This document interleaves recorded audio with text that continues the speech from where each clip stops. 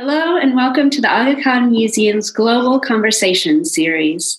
In this new series of virtual talks, we dive headlong into the big questions and challenging global issues of the day with arts and culture leaders from around the world. My name is Marika Sardar, and I'm a curator at the Aga Khan Museum. And today I'm joined by two photographers whose recent work has touched on topics that are of importance to us here at the museum. And this will be a discussion of how they conceived of these projects and how they think photography can contribute to the public discourse on important social issues. They are Ruth Kaplan, based here in Toronto, whose work is in the National Gallery of Canada, and who is an instructor at Ryerson University, as well as the Ontario College of Art and Design. Also joining us is Olga Stefatou, who has recently exhibited her work in Doha, Los Angeles, and here in Toronto, and who is based in Athens at the moment as a visual artist and curatorial consultant. Thank you both so much for being here today. And I know that both of your practices touch much on, a wide variety of issues, more than just immigration and refugees, but it's your work on these particular topics that was a point of connection and why I invited you to speak today. And this all started with an exhibition of Olga's work, a project called Chrysalis that we held at the Aga Khan Museum between March and October of 2020. So Olga, could you tell us a bit about your working history and how you came about designing on this project of Chrysalis, and for those who haven't seen it, what this project was all about? First of all, hello, Marika and Ruth. I'm really happy for this conversation. So Chrysalis, Chrysalis is a personal project. I started in 2018, and it was quite a long time that I was thinking that I want to make a personal project on the refugee crisis here in Greece. Before that, I was working a lot as a photojournalist, so I covered widely the refugee crisis, mainly in Greece. And so I had an experience. I met many refugees. I became friends with them, and I felt that I want to do something different from my job. So I was looking for that idea. And at some point, I thought that I want to do something specific for the women, the refugee women, because there are many, almost half of the refugee population here in Greece. And it's a very vulnerable community. And I felt that they need more support and more encouragement to start their new life, which is really full of problems. This is how it started, Chrysalis. But before that, as I said, yes, I have worked a lot as a photojournalist, and I have traveled a lot in Myanmar. So I have a really long-term project in Myanmar. I lived in China, and I did there another project on domestic violence against women in China. So through the years, I developed my own personal projects, and at the same time, I used to work mostly as a photojournalist. In the meantime, I also worked for the first solar airplane doing the round of the world, and different other commissioned works. But the base was always documentary photography somehow. So my work, it starts always from documentary photography, from issues that I'm really very concerned about. And then I might add also other kind of elements, more fine art elements, or staged photographs, but they always start from documentary somehow. Yes. and now I'm here in Greece. Yes. And I want to complete my project Chrysalis, which I was planning to complete it this year 2020, but it's not possible because of all those lockdowns. But yeah, I'm sure that in 2021 it's going to be completed and make it a book. That's the plan. That would be very exciting. So I can definitely see the through line in all of the different types of projects that you've mentioned that you've been involved in. But Chrysalis itself, and the form we showed it here in Toronto, I know it's still an ongoing project, involved portraits of women with, a certain amount of continuity between those images, right? You set them all up in the same way. And they were also accompanied by text, which I know was a really important part of the show. It wasn't just the images, but actually. Yes, exactly.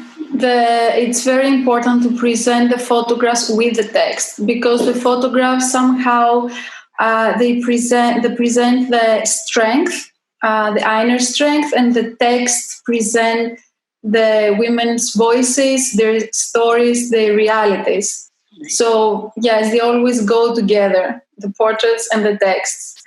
And the idea is quite simple. I take the survival blanket, which has been really very much connected to the refugee crisis.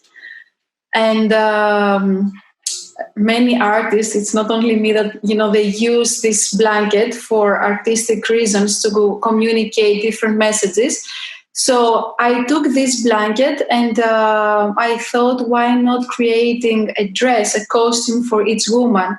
Because when they get out of the boat, somehow it is like a garment to warm up the body.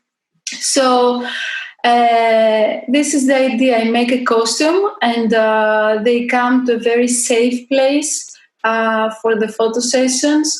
For me, it was the ideal place to take those portraits, because I really like the architecture of the building, the room, the color of the room, the light from the ceiling, the platforms that I use. So they all the elements in the photographs have metaphorical value.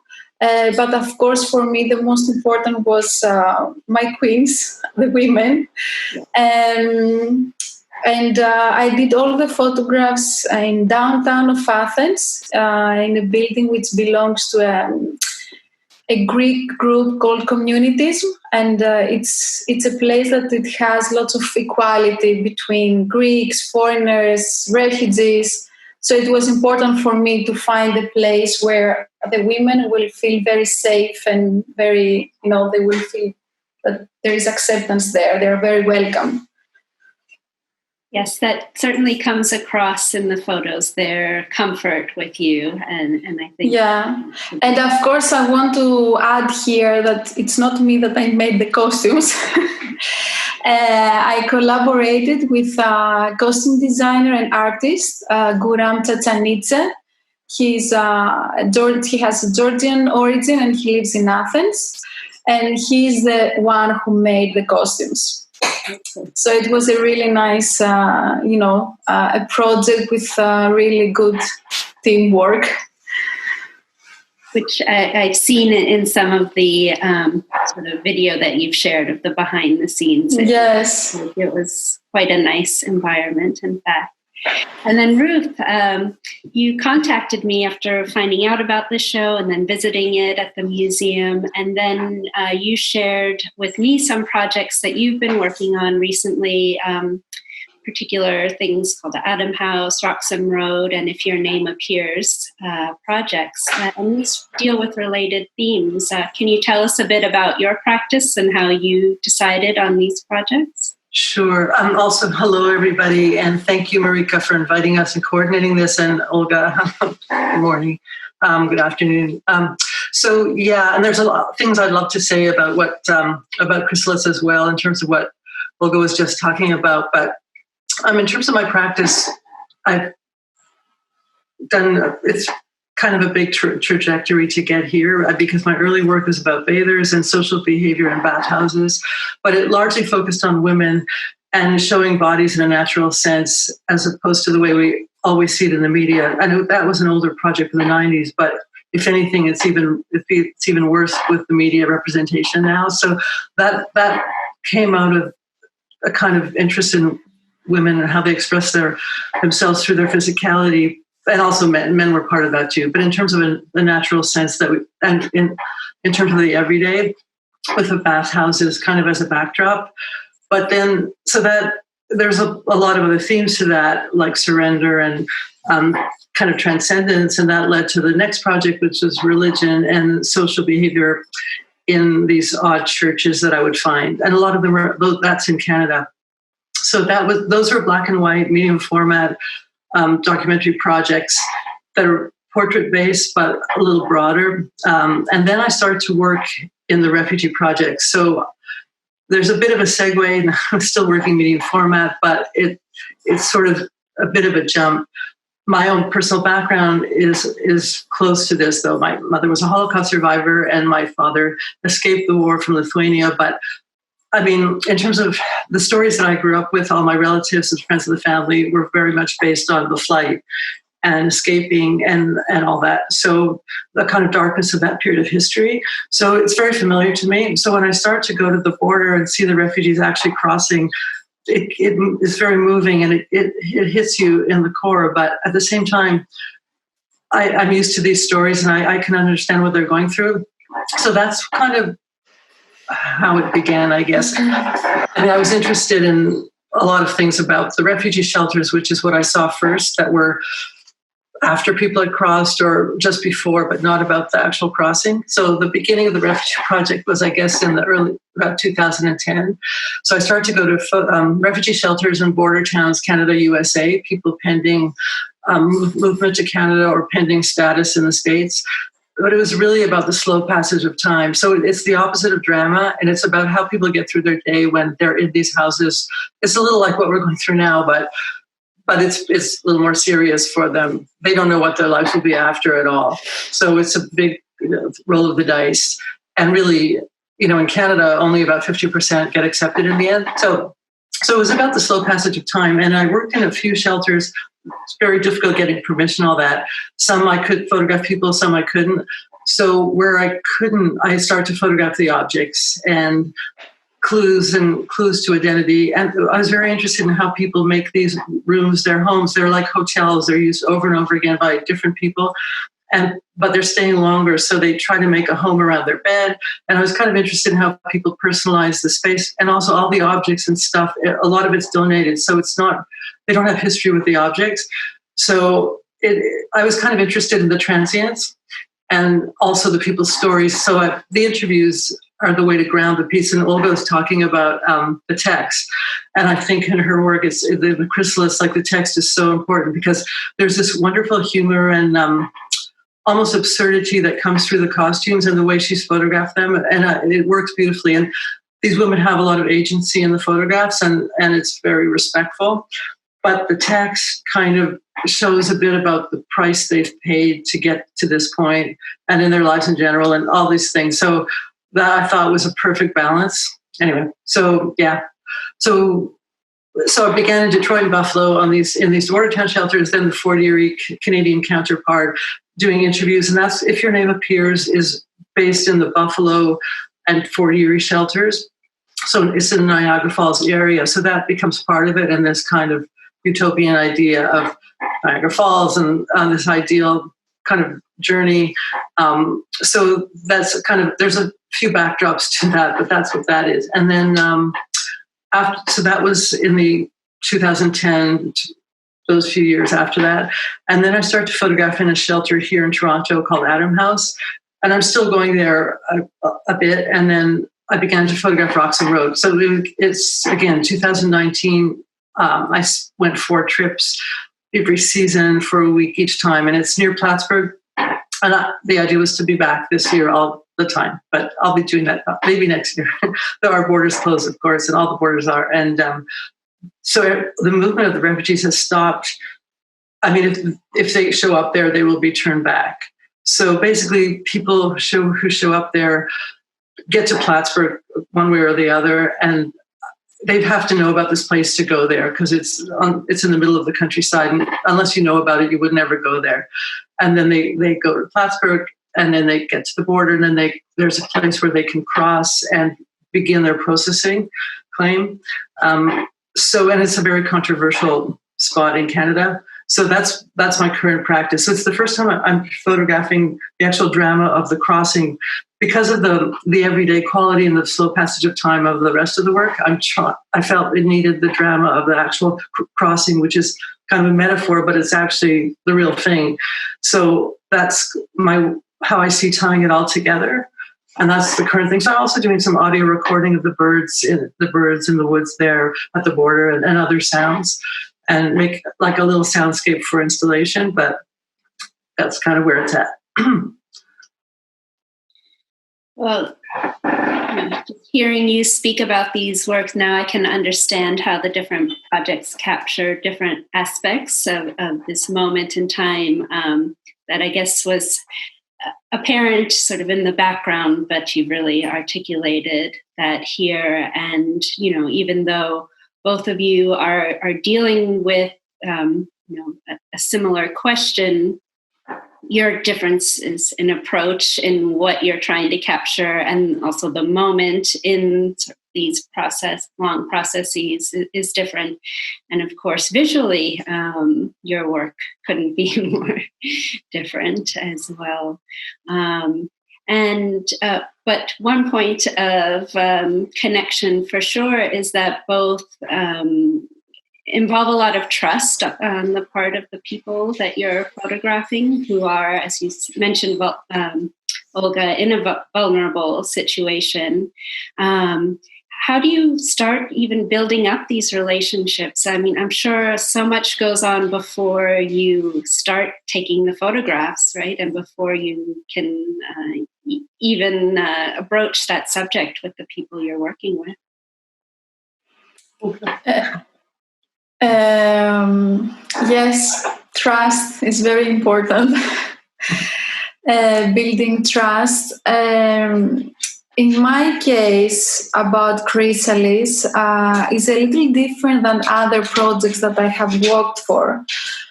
For example, in Chrysalis, I don't go to their place. They have to come. Let's say, for the photographs, they have to come to me. So at first, I meet them somewhere outside their places, outside of the shelter or the camps, and we start knowing each other. I make a short interview the first time or the second, and then we keep in contact. I try to keep in contact as much as possible. And after a while, I take the photographs. It takes some time to build that trust, and also it depends, how ready a woman is to participate in the project. So some women, they feel that yes, they want to do it. And they have also ideas, like the Mariam who wanted to be photographed naked.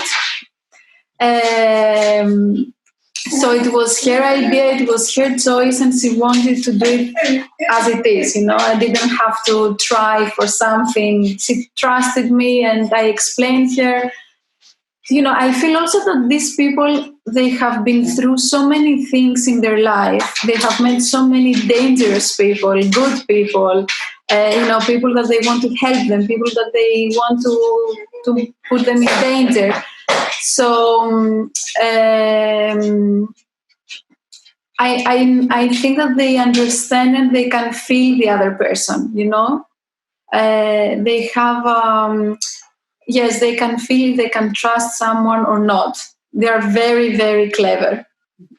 And so for Chrysalis, it took some time, but not so long. For another project, for example, Cast in the Wind, this project, which was again about a migrant mother from Moldavia, I had to spend really many months before taking photographs. So I was going to her house every day for months before she trusted me to put me in her house and take photographs inside her house of her and her son. So you have, it takes, it depends on the project. It depends of many things, how long it's going to take to get that trust, to build that trust. And it's something that it continues. It doesn't stop when we take the photographs. It doesn't stop there. I mean, at least for me, I feel that, this is a trust that you build and it continues. And then it becomes a friendship. I don't know. You build a kind of relationship, in my case, at least. But I feel, that projects can be very different in approach, but somehow they serve the same goal. My project, Ruth's project, they serve the same goals, the same messages. And this is the nice, artists can create many different ways to say the same things, different things, to raise awareness. That's the important, to find a way to express what you want in the best possible way. For me, I felt with Chrysalis that I wanted to say in a different way about these women in Athens. And I wanted to create a positive experience for them. It's really important for the project, that they come to a place and they have a really nice experience, a positive experience for one day, because they have really bad experiences. They have lots of depression, lots of problems, as I said before. So for me, even the fact that I can offer, a nice day with them, it's very important for me. It's something that they remember. It's a nice memory. And it's, I don't know, from my experience as a photojournalist, it's really important to create new memories, new positive memories, because they have really many negative memories. Ruth, please. As I just make a point to what you said, like that's so true about, photographing someone in their house versus in a neutral space, because I found that too in the shelters. Like sometimes I'll photograph people or photograph their rooms and I'll walk around. Some people say yes, some say no, and I'll just go with that. It's I'm sitting on their bed and we're chatting through the time and all these stories come up. But for photographing them or interviewing them, some of them I photographed, a month later and they've moved out, but they want to do everything in the Adam house. They don't want to do it where they're living now. And we don't talk about that, but I think it's a sacred space when they finally get their own apartment or something. And after moving around so much, and it's just something they feel more comfortable doing all this stuff in their shelter where I met them instead of where they're living now. And I think over time that changes, but I found that that's an interesting point. I think that's true. So I can see the value of how you did that. I also really like that conceptual approach to documentary. And even I'm shooting in a more traditional sense, but I'm trying to get away from the traditional iconography to do with refugees, victimhood and all that, because they're a victim of the violence at home and they're a victim of things that happen to them out of their control. But that's short term. It's not victim forever. And the refugee situation or the movement is very resilient, really. So I'm trying to find ways of showing that in subtle ways. But in terms of your question about gaining trust, because all the projects I've had are really hard that way. Like the bathers shooting in nudist hot springs was really not easy to get permission. And I was a bather myself, and there were a lot of ways to do it. But basically, I put in the time, and I think if one person says yes, that's great, and I respect if people say no, but basically, I'm there for a while, and I'm not shooting right away, and people let you in. There's an unspoken thing that happens with making space for the stranger that comes. And then you're not so much the outsider. With the bathers, it was like that. And then some people said yes, some said no all throughout. But I found a way to work. And I was learning a lot myself by experiencing those things. And then the religion also, it was a whole thing. I had to get permission from the pastors. They had to present it, talk to them about it. They had to present it. It's very hierarchical with the churches. So I had to go to the head of the church, and then they would talk to the board that month later, and then they discuss it. And, again, some said yes, some said no. And then I would never just show up. And then they would make an announcement to the parish, and then it was how, if people didn't want to be photographed, they could let me know. So some people, so that was understood at the beginning, that not everyone has to be photographed, because people are often used to do what they're being told in these environments. So it would have to be clear that they didn't have to agree. Anyway, so again, it was some said yes, some said no, and usually people changed after a while, and then they forget about the camera too. But I was using flash, so anyway, and I'm shooting with a wide angle all the time, so I'm very close to the subjects. But and then the refugee thing was a bit different too, but it's different than what Olga was talking about in terms of the relationship, because it's all these projects, they're more of the relationship to the idea, and the relationship builds, but they're different places. The bathing, I would stay a week in one bath environment and then move. So it was relationship building to the idea of the ritual and stuff and how people are, but the people themselves were always changing. And the same with the religion, and I would always have an expiry date anyway. If I photographed in a church too much, a few times too many, then they had enough. But because they weren't sure, like they liked the idea of media and getting attention, but they, when you work as a documentary photographer, you work on different levels. So there's the technical stuff. You have to be on top of your gear and not be just distracted by your technical stuff when you're shooting. You have to be good with people to get access and to be working. But also there's a secret agent level where you have your own agenda, and sometimes you're working in a critical way. And that's how I felt in the churches, although not about the people who I felt a lot of tenderness towards. And I really admired how they were giving themselves over to something they couldn't really know. And that was a fascinating thing for me. And then I started to do a series of interviews about religion and different atheist, agnostic, religious people, all kinds of people. And that was, for me, I realized later that was a bridge to understanding how I was feeling about it. But so it's more of the relationship to the subject matter, because the people are like a theatrical group of characters that are always changing.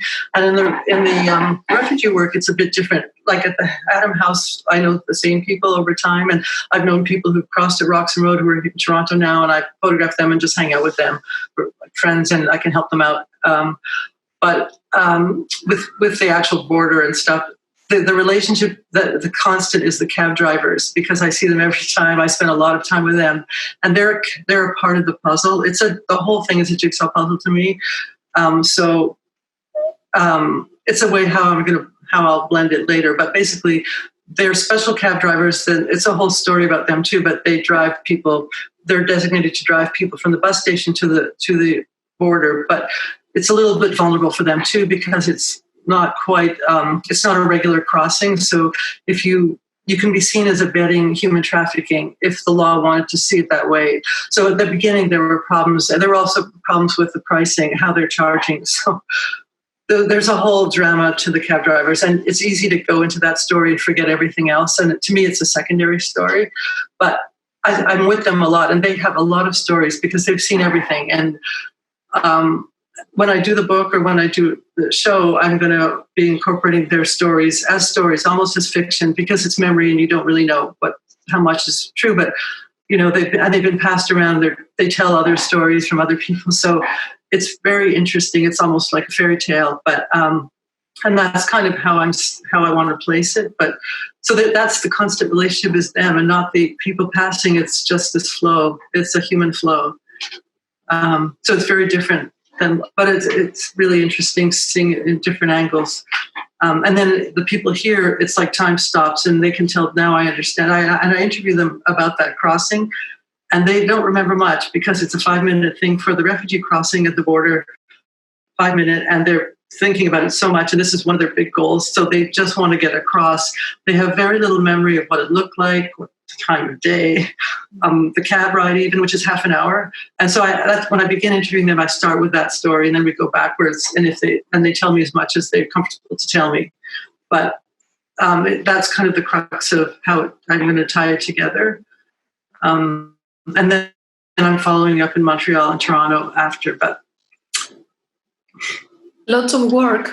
This is it's a long term. It's many angles, and it needs commitment. It needs lots of commitment. Yeah. Following the refugee crisis in any way, I mean, in any kind of projects, it needs really big commitment. And I want to add something here about the trust. Trust doesn't mean that, in my opinion, that the other person trusts you so you can do whatever you want. Trust, for me, it means that you get a kind of permission to say the story, to share the story with the world. And this doesn't mean that, you respect what they desire. If they want to hide the face, it's fine. It doesn't mean that they don't trust you. For example, the fact that Ruth needs, she wants to photograph, Ruth, you want to photograph objects, details in their houses. It doesn't mean that the character, the person doesn't trust.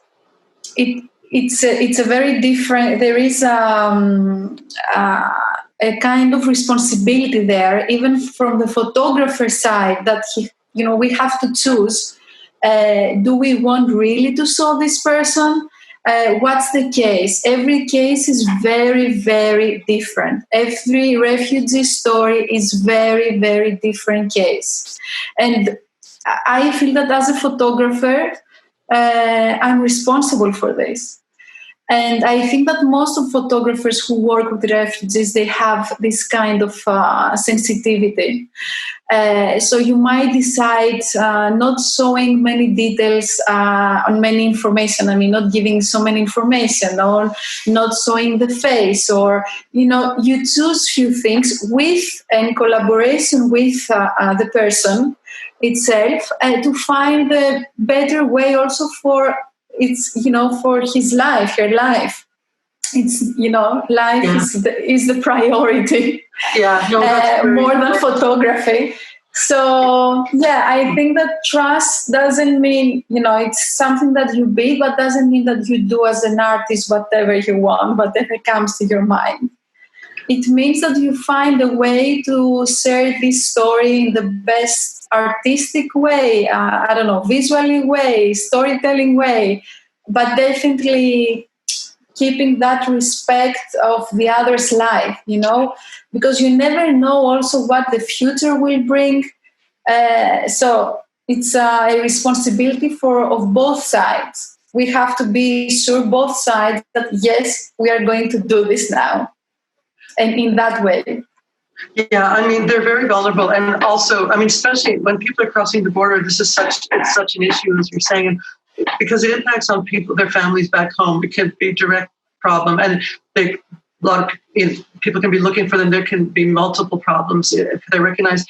And at the border, it's literally a 5-minute thing. And the last thing we're going to start talking about is, can I have permission? You don't have a conversation there. They're generally focused on the border police and getting their bags together, not losing anything, seeing their kids, and making sure everyone's there. Because sometimes that happens where a child is actually left back, and it's very heightened and very stressful. So they don't, so I count on people to kind of show me a sign, yes or no. And a lot of pictures I have are of bags and legs and stuff like that, or backs of people for that reason.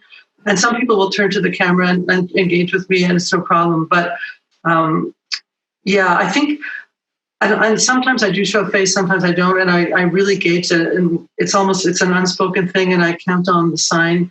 But sometimes it's an act of resistance to show a face, so it's not one way or the other. And some people are fine. It's partly cultural too. Some people are fine about it, and some people aren't. And also I do the cab drives with refugees if I can, with the cab driver, and then I ask them, and sometimes they say yes, and sometimes they say no. And I don't either way. I enjoy those rides a lot because I can speak French with them. Often they're French speaking or English, and I can tell them a little what they're in for because they don't really know, and help them, and also the geography and the ride, but. If they don't, sometimes they'll let me photograph their stuff or the child's doll or whatever. So, but that's really true, and it comes to the border a lot because people have been. Sometimes they left their country 3 days ago. Sometimes it's 3 years they've been walking. Literally, people walk out of their countries, and it's a long road. I mean, if they're going through the Darien Gap and Panama and Brazil, and it's from Africa, it's a long way to get to Plattsburgh. So. Yeah, exactly. Some people, they don't have papers. At least here in Athens, they live with no papers. Yeah. So yeah, it's very complicated. It's very complicated, but you can't ignore this issue. It's. In my opinion, it's not possible to ignore it. And this is what I want to do through my project. We can't ignore. We live all together, and we have to do something for the human right of living. So. Yeah, and I find with people here have a lot of attitudes. Because unlike Europe, you can live here and really not deal with this at all. Like it's not close to home necessarily. So people don't know about this place. A lot of people, when they have, some Canadians have a real attitude about people coming in this way or refugees in general. And it goes into a very broad stroke, immigrants and really, unless you're Indigenous, Canadians are on occupied land anyway. And they mostly don't have to go back too far to find how they came. And so their grandparents were going through this too. But people sort of forget that. Anyway. That's why I'm saying this too, because, for example, in Greece, in some islands, there are many refugees, thousands of refugees, and in some other islands, no refugees, and they ignore this issue. They don't want to, it doesn't bother them, it's not their problem, let's say. But it doesn't work like that. It doesn't work like that. The same in Athens. There are neighborhoods that there are more refugees or immigrants living there, and neighborhoods that they don't live so many. What does it mean that? Do you ignore what is happening? No. And yeah, this is what I want to do. I'm not saying that we have all, to take all this heavy issue on our side, but I think that all of us, we can do something. We can be more supportive. We can understand the difference, trying to live together in a more peaceful way, to give opportunities to refugees for working, to trust them that they can work, they can do things. So yeah, I think that everyone can offer something if, we don't ignore what's happening.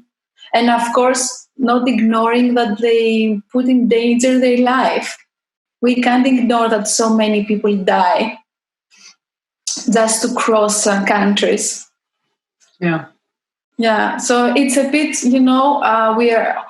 we are so conscious, and I understand this about COVID, for example, of what's happening, but because people are dying because of this virus, but what's happening with so many people who die, just for looking for a better life and for their freedom. It's... Well, thank you for putting that so eloquently. I think from both of you, your personal level of engagement with this issue comes across so clearly as you speak, in addition to through your photographs as well. And I couldn't imagine either of you working in any other kind of way both in terms of the subject that you treat or the way you approach it and these long-lasting relationships that you build up. And I'm also getting a sense of how you would like people to respond to these photographs when they see them, what it is, a bit of what you're hoping from an audience. But at the same time, these aren't just straight documentary photos of a situation, right? There is something about you as an artist and your eye and your visual sensibility that comes into these photographs. And then they are displayed in art museums as well. So I was just wondering how, is there any kind of contradiction in these aims and, this other side of how the photographs are received or displayed and things? Or do you see this all flowing naturally together? Good question.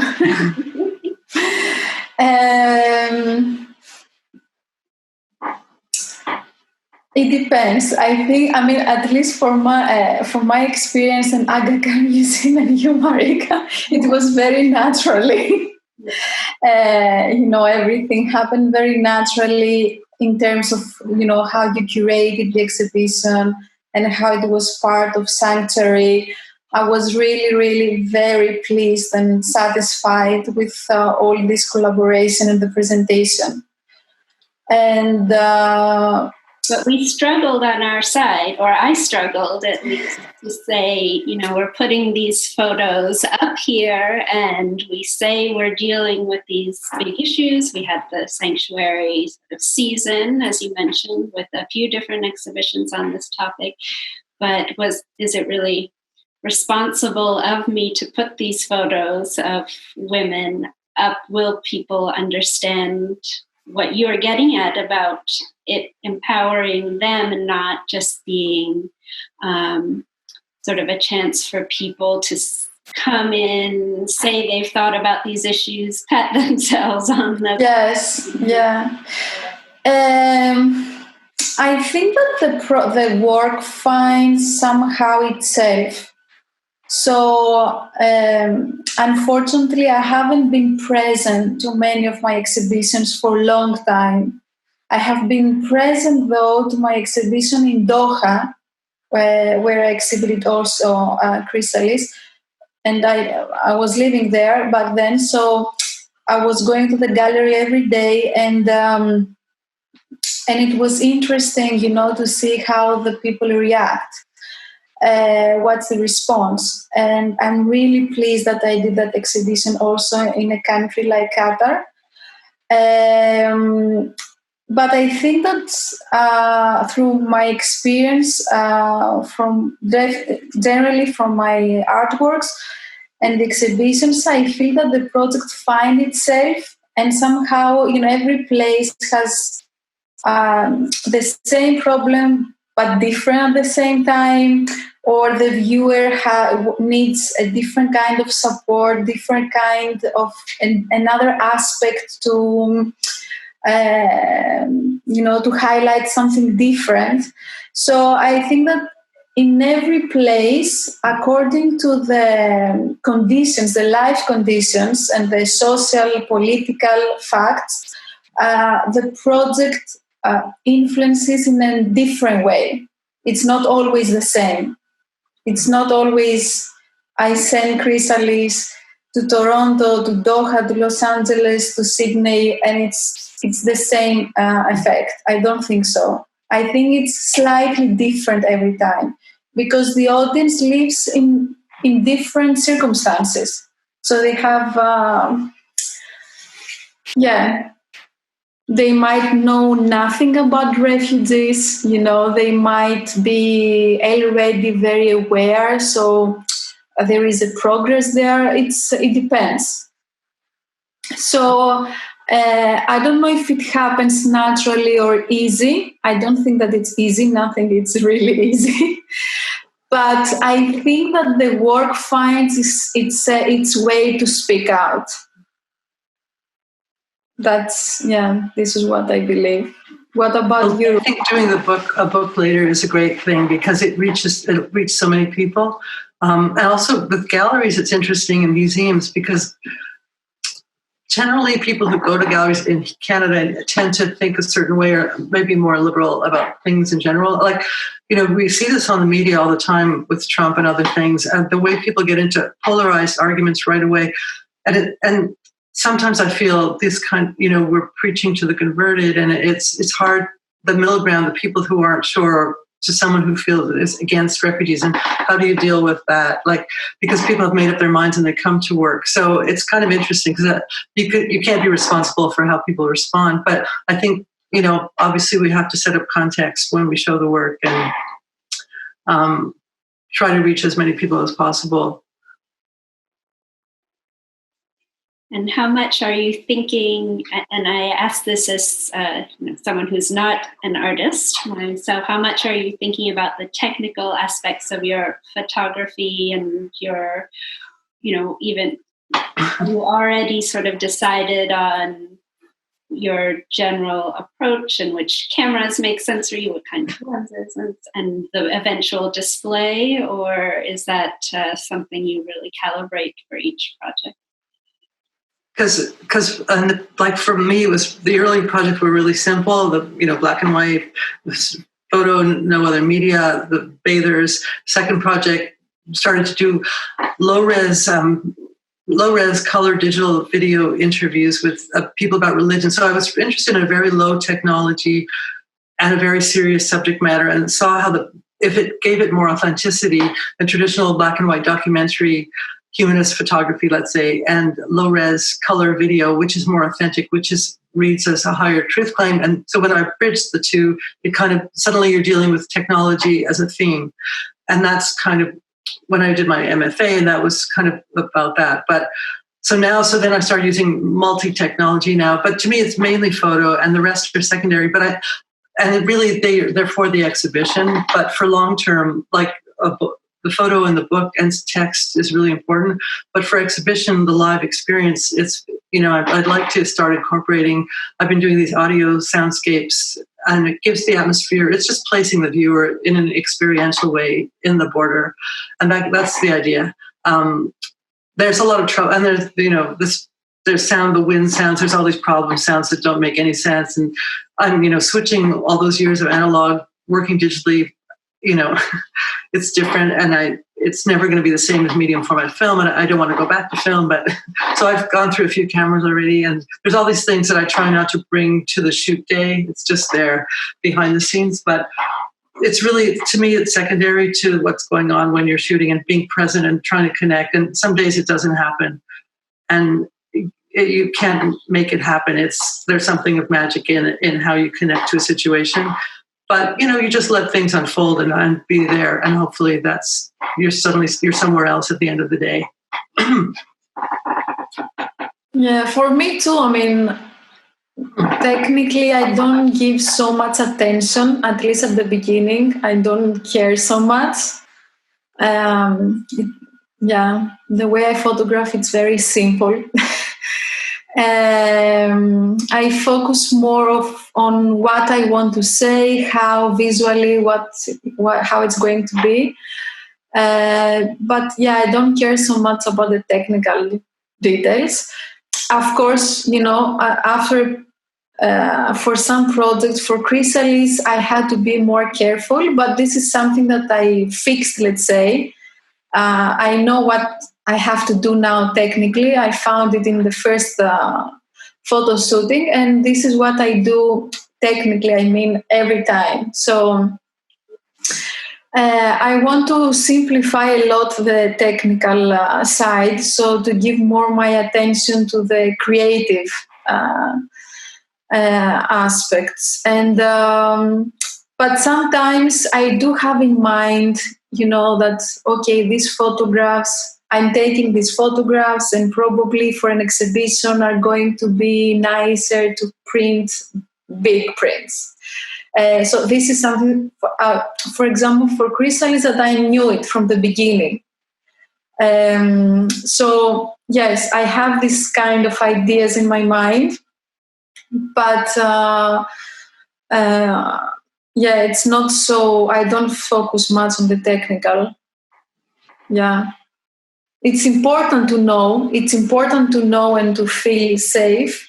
But on the photo session, I don't want to care about the technical. I want the photograph to focus just on what I take photographs. So this has to be solved to feel free that it's okay. It's flowing technically, so I can work now, really.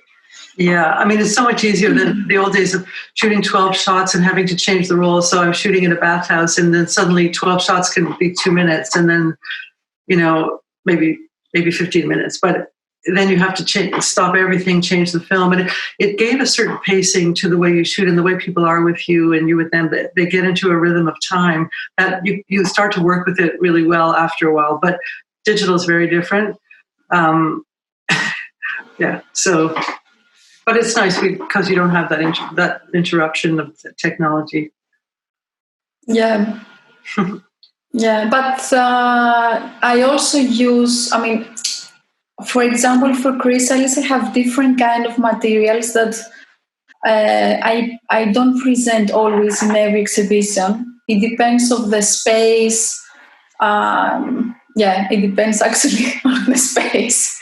So I might have video, I might have a backstage documentary film, I might have sound, I might create something new for the project, for that space. So I'm very open to change a little bit the exhibition each time. Yeah, I think that's how you have to be now. And it's kind of nice to design it per site. Yes. Change it up and be flexible with how your media is. Yeah. And then our websites can host things too. Yeah. But it's certainly both of your years of experience that have allowed you to get to this point where you don't have to, think in such detail on the day of. I think that's certainly a testament to all the work and thought that's gone on ahead of time. Yes, no, it's important. This is what I also, whenever I teach, this is what I say also to my students, that you need to know your camera, what do you have, your technology, what do you need for create your idea, produce your idea.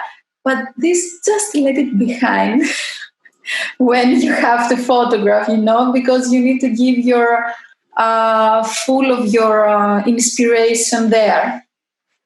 And even the digital aspect of looking at the camera after you shoot is very disruptive. Like, I do it at the beginning to check my exposures and stuff, but I don't like to do that. I mean, you can when things are fast, but I'd rather just do it at the beginning and then you do it later. But I don't like to do it on shoot much. I don't like that to become a whole thing in itself. Everyone looking at the back of your screen, and and it takes you out of the experience. It's not like you're having two lives at the same time. You're watching yourself working. It's very strange. So yes, I agree. That's why I think it's still important for young photographers to practice also with analog photography, not only. Right. It's so great not to know at all, and there's such a surprise, and it's never exactly the same. But yeah. Yeah. Well, I enjoyed this conversation very much. And before we wrap up, I was wondering if you could share a bit about what's next for both of you, or if you're at a point to go public with future ideas. I would like to complete Chrysalis, and as I said, make a book. And so it presented in, as much as possible, because I really feel that those women deserve, to be presented and heard. But then I'm preparing a book with my work in Myanmar, which somehow has to do again with freedom, with the idea of freedom. As long as Myanmar was isolated for many years, in a kind of lockdown, but really strict lockdown. So I also